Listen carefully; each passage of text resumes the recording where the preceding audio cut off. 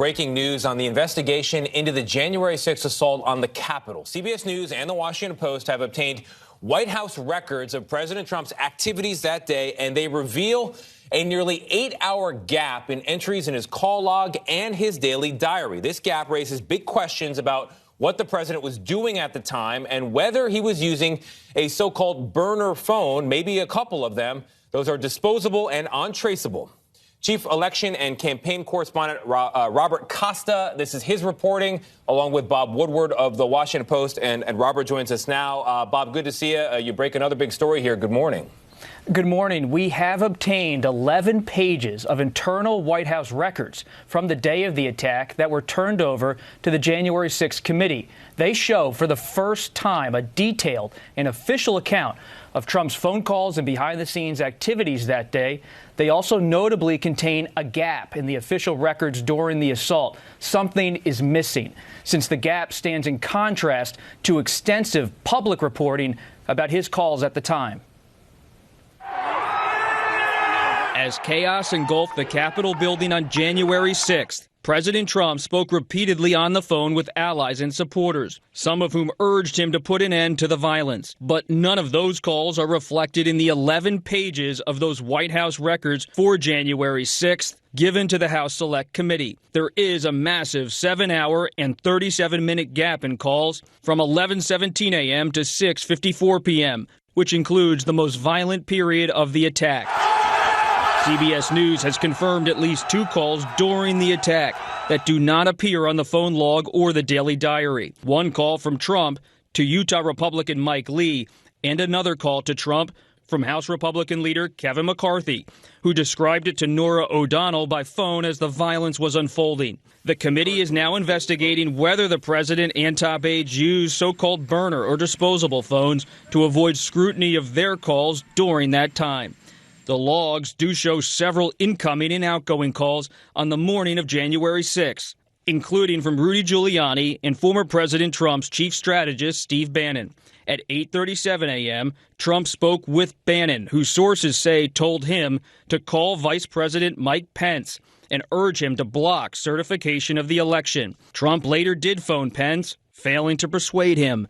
But that call is not listed in the records. There is a listing at 11:17 a.m. The president talked on a phone call to an unidentified person. CBS News has learned the Pence call was in that time frame. There's also a lengthy gap in records of the former president's movements during the attack, as recorded in his daily diary. At 1:21 p.m., the records note the president met with his valet. That notation signifies the president's return to the Oval Office from the rally. The next entry isn't until 4:03. The president went to the Rose Garden, it reads, where he participated in a video message to supporters. This was a fraudulent election, but we can't play into the hands of these people. We have to have peace. So go home. Bob Woodward said uncovering former President Trump's actions in those nearly 8 hours will be a key part of the committee's investigation. These records seem to have disappeared. This is the day when they are protesting the January 6th effort to certify who's president. And the certification was that Joe Biden won. And 1,000 people attacked the Capitol right at that time that there's this gap. Who was he talking to? What was he doing? Last night, Trump said in his statement, quote, I have no idea what a burner phone is. To the best of my knowledge, I have never even heard the term, end quote. A Trump spokesperson said that Trump had nothing to do with the records and assumed any and all of his phone calls were recorded and preserved. Oh, boy, Bob, it's an unusual morning when you're saying President of the United States and burner phone in the same sentence. It's also an unusual morning when you're talking about a federal judge in California ruling just yesterday that former President Trump, quote, likely committed, end quote, multiple crimes in his efforts to stop Congress from certifying President Biden's 2020 election victory. What more can you tell us about that? Tony, it's a very serious statement. Judge David Carter ruled that he found it, quote, more likely than not, unquote, that Trump and his legal advisor, John Eastman, engaged in criminal conduct as they pushed Pence in Congress to hold off on certification.